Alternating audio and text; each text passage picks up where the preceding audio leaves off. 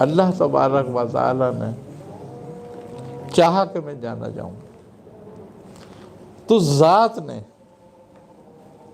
احدیت میں تجلی فرمائی، اور احدیت سے وحدت کا ظہور ہوا، اور وہ وحدت کا جو ظہور ہوا تھا وہ وحدت نور محمد مصطفیٰ صلی اللہ علیہ وسلم تھا۔ اچھا، اسی لیے آپ کو نور وحدت کہا جاتا ہے۔ اب خوبی کی بات یہ ہے کہ اس نور وحدت پر احدیت نے تجلی کی، سبحان اللہ، جس سے کثرت کا ظہور ہوا، تمام عالم، تمام کائنات جو ہے اس کا ظہور ہوا۔ اب تمام کائنات جو ہے وہ تمام کی تمام جو ہے وہ وحدت کے تابع ہے، اسی لیے تمام کی تمام کائنات ذاکر ہے سبحان کہ وہ توحید کی حمد و ثنا کرتی رہے گی۔ صحیح،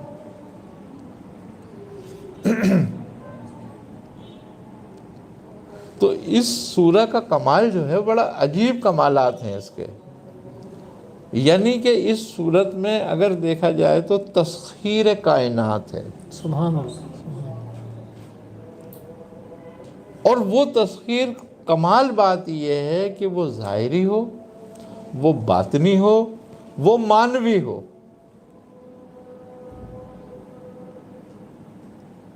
سب پر اس کا کمال ہے۔ اور اگر دیکھا جائے تو رسالت جو نور وحدت ہے وہ احدیت کی تجلی کا پرتو ہے، مظہر ہے۔ سبحان تو رسالت بھی توحید کے ہی تحت ہے، آخرت بھی توحید کے تحت ہے، آپ کا عالم اسباب بھی توحید کے تحت ہے۔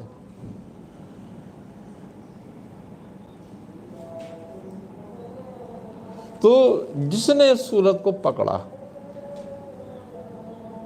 پھر اسے میں نہیں سمجھتا کسی اور چیز کی ضرورت رہ جاتی ہے۔ بزرگان دین فرماتے ہیں کہ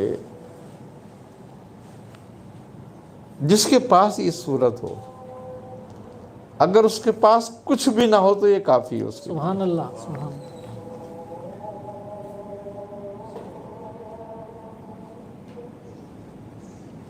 حضرت بابا فرید الدین مسعود گنج شکر رحمۃ اللہ علیہ کے پاس ایک شخص، ایک دیہاتی آیا اور وہ کہنے لگا حضرت میری بچوں کی شادی ہے، میں بہت پریشان ہوں، میں کیا کروں، آپ مجھے کچھ بتائیں۔ آپ نے فرمایا بیٹھ جاؤ۔ وہ بیٹھ گیا تو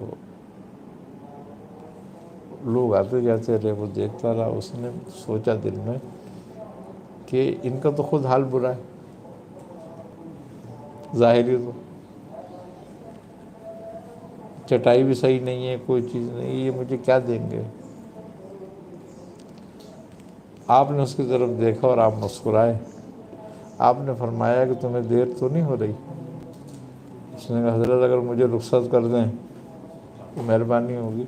آپ نے فرمایا اچھا ایک کام یہ کرو کہ دیکھو یہ مٹی پڑی ہوئی ہے، ڈلے پڑے ہوئے مٹی کے، وہ لیپا پوتی کے لیے مٹی لایا جا کرتے تھے، جہاں آپ بیٹھتے تھے نا تو وہاں پر آپ کے پاس کوئی چیز تو ہوتی نہیں تھی، تو اس جگہ کو مٹی سے لیپ دیا کرتے تھے، تو وہ خشک ہوتی تھی، پھر وہ چبوترا ٹائپ بن جاتا تھا، اس پہ بیٹھ جاتے تھے آپ لوگ سب۔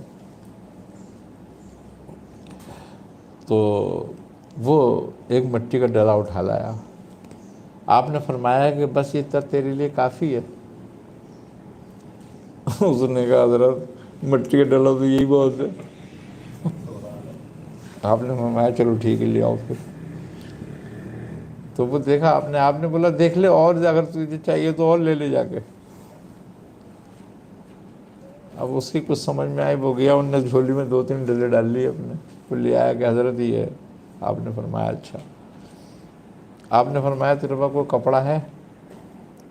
تو اکثر چادر وغیرہ وہاں پنجاب کے لوگ رکھتے ہیں اپنے ساتھ۔ انہوں نے کہا حضرت یہ چادر ہے۔ آپ نے کہا بچھائے اس کو بچھائے، بولے مٹی اس پہ ڈال دے ڈلے گی۔ وہ ڈلے اس پہ ڈال دیے۔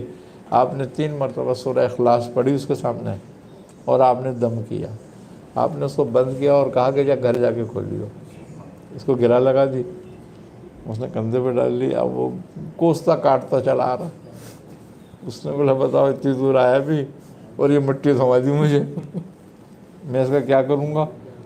خیر اس کی پتہ نہیں کیا دل میں آئی، وہ گھر تک لے کر آ گیا، انہوں نے لا کے چادر ایسے ایک طرف ڈال دی، اس کی بیوی کہنے لگی کیا ہو گیا؟ ارے کہنے لگا پریشان ہو کے آ گیا، کیا ہوگا؟ وہ مٹی میرے ہاتھ میں تھما دی۔ اس نے بولا کہاں ہے مٹی؟ اس نے کہا اس چادر میں تو پہلے تو چادر مٹی لے کے پھر وہی ڈالی آتا کہیں۔ ارے نہیں، بولے انہوں نے کچھ کلام پڑھا تھا اس پر، اس لیے میں لے آیا، میں نے کہا چلو گھر میں ایک طرف رکھ دیں گے۔ اب اس عورت نے وہ مٹی نکالنے کے لیے چادر کھولی تو اس میں سونے کے ڈلے رکھے ہوئے تھے۔ سبحان اللہ، سبحان اللہ۔ ارے اس نے کہا کمبخت تو کہہ رہا ہے مٹی ہے تو سونے کے ڈلے ہی ہیں تو۔ اس نے کہا ہے؟ اس نے جو دیکھا تو واقعی سونے کے ڈلے تھے۔ اس نے کہا تو اور تھوڑی سی مٹی لے لیتا۔ تو اس نے کہا مجھ سے تو انہوں نے کہا تھا اور لے لے، لیکن میں نے بولا یہ مٹی کا میں کیا کروں گا؟ تو یہ سورہ اخلاص کی برکت تھی۔ اس صورت میں بڑی برکت ہے۔